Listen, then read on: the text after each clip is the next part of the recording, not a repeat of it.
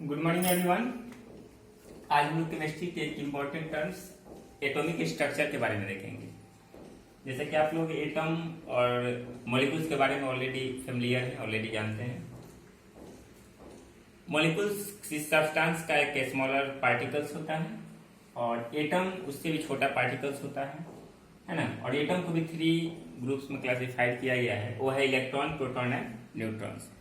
Atoms 3 small particles, tiny particle से मिलकर के बना है, वो है electron, proton and neutrons.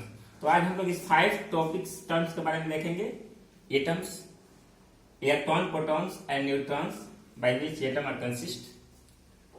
Next atomic number, atomic mass and atomic electronic configuration. इतने टर्म्स के बारे में हम 1 by 1 स्टडी करेंगे। ओके, सो एटम्स, जैसे कि हमें पता है कि ये सब्सटेंस का छोटा पार्टिकल्स मॉलिक्यूल्स होता है और उससे छोटा पार्टिकल्स एटम होता है। और एटम्स भी 3 पार्टिकल से मिलकर के बने होते हैं, electron, proton and neutrons. Atoms और मॉलिक्यूल्स के बारे में प्रीवियस चैप्टर में पढ़े होंगे। सो इलेक्ट्रॉन, प्रोटॉन्स एंड न्यूट्रॉन्स से मिलकर बना होता है एटम्स। ओके, ये 3 जो पार्टिकल्स होते हैं एटम में, इस फिगर से आप क्लियरली समझ सकते हैं।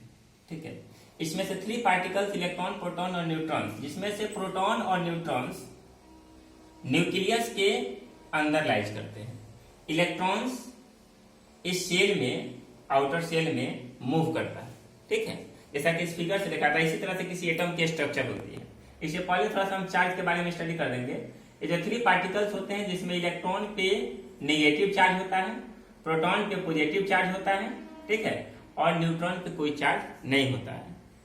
एटम जिस 3 पार्टिकल से मिलकर के बने होते हैं वो है electron, proton and neutron. Electron है नेगेटिव चार्ज, प्रोटॉन है पॉजिटिव चार्ज एंड न्यूट्रॉन है नो चार्ज। ओके, और नंबर ऑफ इलेक्ट्रॉन, किसी भी एटम में number of electron equal to number of proton होता है, जिसके चलते एटम न्यूट्रल रहता है, क्योंकि चार्ज बैलेंस हो जाता है, इलेक्ट्रॉन इक्वल टू प्रोटॉन, है ना। तो जितना नेगेटिव चार्ज होता है उतना प्रोटॉन पॉजिटिव चार्ज होता है, इसलिए एटम जनरली न्यूट्रल रहते हैं। ठीक है, न्यूट्रॉन पे कोई चार्ज नहीं होता है, न्यूट्रॉन न्यूट्रल पार्टिकल्स होता है। जिसमें से प्रोटॉन और न्यूट्रॉन का जो एटॉमिक स्ट्रक्चर है इस तरह से होता है, इसमें वो न्यूक्लियस में रहते हैं, जो सेंटर में रहते हैं, इसको बोला जाता है न्यूक्लियस, जहां पे प्रोटॉन और न्यूट्रॉन लाइज करते हैं, है ना। दैट मींस प्रोटॉन और न्यूट्रॉन एटम्स के न्यूक्लियस में लाइज करते हैं।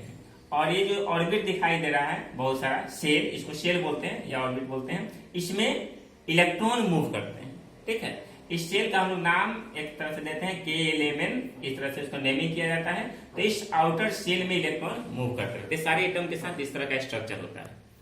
ओके, सो ये न्यूक्लियस जो है, प्रोटॉन और न्यूट्रॉन्स जो है, और प्रोटॉन पे हम लोग जानते हैं कि प्लस चार्ज होता है। सो हम लोग ये भी कह सकते हैं कि न्यूक्लियस में पॉजिटिव चार्ज होता है और ये आउटर सेल में जो इलेक्ट्रॉन मूव करे उस पर नेगेटिव चार्ज होता है।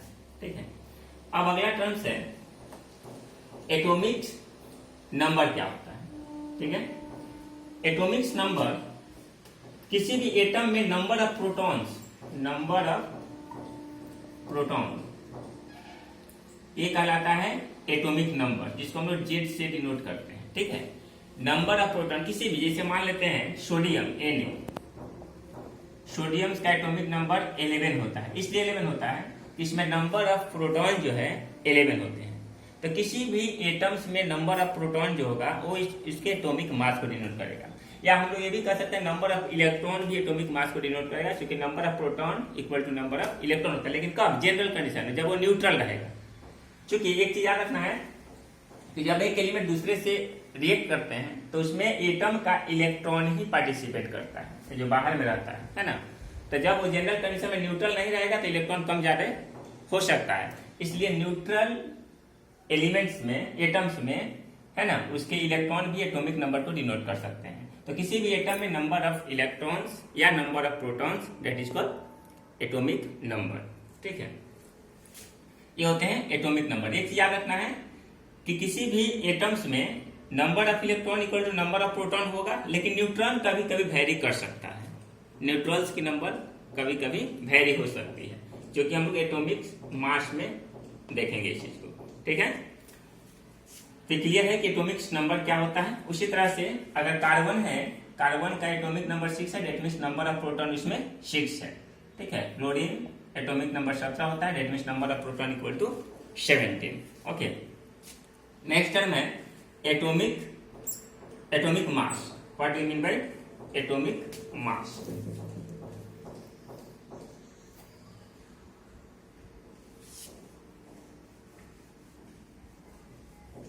एटॉमिक मास जैसा कि हमने बताया कि न्यूक्लियस में जो प्रोटॉन और न्यूट्रॉन स्लाइस करते हैं, इसमें मास होता है प्रोटॉन और न्यूट्रॉन का, लेकिन इलेक्ट्रॉन है नेग्लिजिबल मास, उसके पास वेरी मच लेस मास होता है, बहुत कम मास होता है, जिसके चलते उसको हम लोग इग्नोर करते हैं, नेग्लिजिबल मानते हैं। तो हम लोग लेके चलते हैं कि प्रोटॉन और न्यूट्रॉन का जो मास है वही एटम का मास होता है ना। तो एटॉमिक मास जो है, एटॉमिक मास इक्वल टू होता है एटम में number of proton plus number of neutron. इसको ए से डिनोट करते हैं, ये होता है एटॉमिक मास किसी भी। तो एटॉमिक मास जैसा कि हमने बताया कि number of electron equal to number of proton होता है, लेकिन कभी कभी न्यूट्रॉन वेरी कर जाता है। जैसे sodium Na, number of proton होता है 11, ठीक है, इलेक्ट्रॉन भी 11, P भी 11, E भी 11, लेकिन न्यूट्रॉन हो जाता है इसमें 12। ठीक है, तो इसकी एटॉमिक मास कितना होगी हमने बताया, atomic mass equal to number of proton plus number of neutron. तो प्रोटॉन 11 और न्यूट्रॉन 12, तो एटॉमिक मास हो जाएगा 11 प्लस 12 कितना 23। तो सोडियम का एटॉमिक मास 23 हो जाता है, क्योंकि न्यूट्रॉन प्रोटॉन के कभी कभी बराबर रहता है या कभी उससे ज्यादा कम हो सकता है ना, कम हो सकता है, ज्यादा हो सकता है। ठीक है, तो इस तरह से एटॉमिक मास वेरी कर जाती है। ठीक है, तो एटॉमिक मास जो है हो सकता है कि एक ही एटम्स के अलग अलग पार्टिकल्स जो हैं उसके एटॉमिक मास आगे कम ज्यादा हो सकता है, उसको हम लोग आगे देखेंगे। ठीक है, आइसोटोप सब देखेंगे। तो यहाँ पे क्या है कि एटॉमिक मास इसका 23 आ गया। उसी तरह से कार्बन की अगर हम बात करते हैं C, इसकी एटॉमिक मास होती है 12, क्योंकि number of proton 6, number of neutron 6, 12। ठीक है, उसी तरह से बहुत सारा क्लोरीन का एटॉमिक मास कभी कभी 34 होता है, कहीं 35 भी होता है। ठीक है, क्योंकि 17 उसका प्रोटॉन होता है और कभी कभी 18 न्यूट्रॉन होता है ना, ये चीज। तो atomic mass that means number of proton plus number of neutrons that fully lies inside nucleus, nucleus के अंदर वो लाइज करेगा, और उसका मास होता है number of proton plus number of neutrons, atomic mass. ठीक है, नेक्स्ट हमारा जो टर्म है वो है atomic electronic configuration. Electronic configuration, इसको इरेज कर दिया जाए। हम लोग अभी देखेंगे इलेक्ट्रॉनिक कॉन्फ़िगरेशन के बारे में। इलेक्ट्रॉनिक कॉन्फ़िगरेशन क्या है, जैसा कि हमने देखा कि न्यूक्लियस में प्रोटॉन और न्यूट्रॉन है और ऑर्बिट शेल में इलेक्ट्रॉन मूव करता है। तो यहाँ पे बहुत सारे सेल जैसा कि हमको दिखाई दे रहा है, एक सिस्टम है, जिस सिस्टम के अकॉर्डिंग इलेक्ट्रॉन जो है किस शेल में कितने इलेक्ट्रॉन्स होल्ड होंगे, रहेंगे, लाइज करेंगे, एक रूल है। उसी रूल के अकॉर्डिंग नंबर ऑफ इलेक्ट्रॉन अलग अलग ऑर्बिट में लाइज करते हैं, उसी को बोलते हैं electronic configuration. That means arrangement of electrons in different orbits, that is called electronic configuration. किस ऑर्बिट में कितने इलेक्ट्रॉन लाइज करेंगे वो कहलाता है इलेक्ट्रॉनिक कॉन्फ़िगरेशन। ठीक है, उसके लिए ये तो फिक्स है कि प्रोटॉन न्यूट्रॉन न्यूक्लियस में उसके लिए कोई अरेंजमेंट नहीं है, लेकिन इलेक्ट्रॉन के लिए अरेंजमेंट है।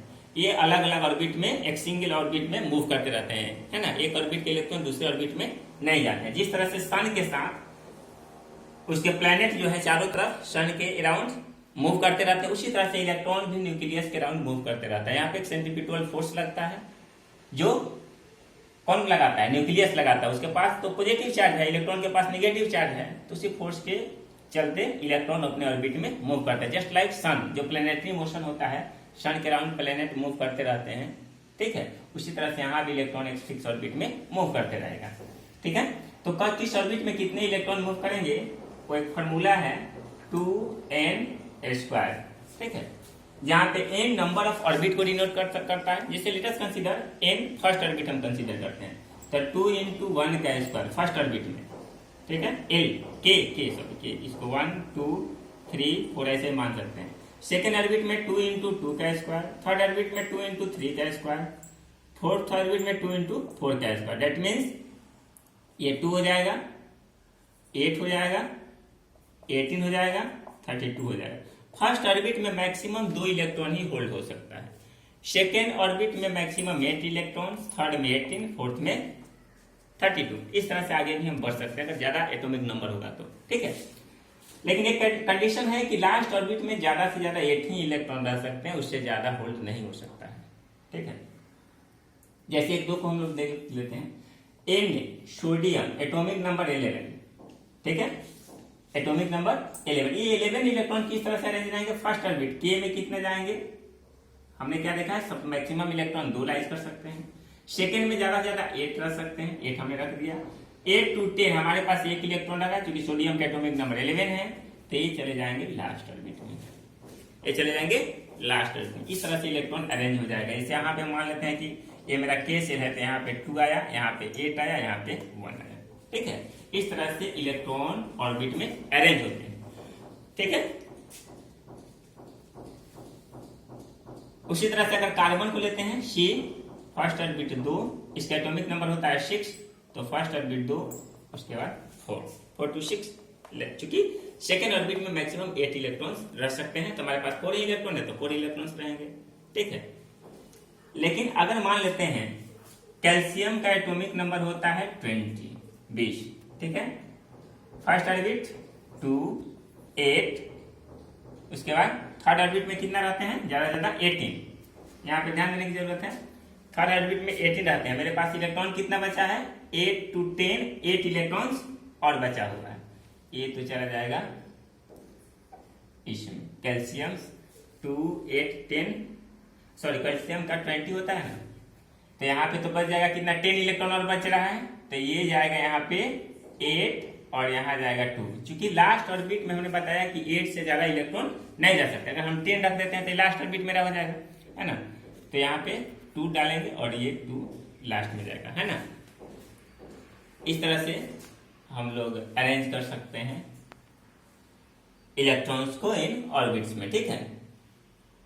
नेक्स्ट है, यह है इलेक्ट्रॉनिक्स कॉन्फ़िगरेशन का सिंपल ट्रिक्स। एक तो और हम लोग ले लेते हैं, ऐसे मान लेते हैं मैग्नीशियम। मैग्नीशियम का एटॉमिक नंबर होता है 12, फर्स्ट ऑर्बिट 2, 8, 10 हो गया, बचा कितना मेरे पास? 2, ये लास्ट ऑर्बिट में 2 चला जाएगा, है ना। इस तरह से इलेक्ट्रॉन्स अरेंज होंगे ऑर्बिट में, ठीक है। ये था सिंपल एटॉमिक स्ट्रक्चर कि किस तरह से इलेक्ट्रॉन्स अरेंज होते हैं अपने ऑर्बिट में, ठीक ना। आज इतना ही। हम लोग कमिंग जो चैप्टर होगा, कमिंग क्लास में देखेंगे वैलेंस इलेक्ट्रॉन्स एंड वैलेंसी क्या होता है। एटॉमिक स्ट्रक्चर के बाद नेक्स्ट टर्म वही होगा, what we mean by valence electrons and valency, है ना। ये क्या होता है और कैसे केमिकल रिएक्शन में पार्टिसिपेट करते हैं। आज इतना ही। Thank you so much.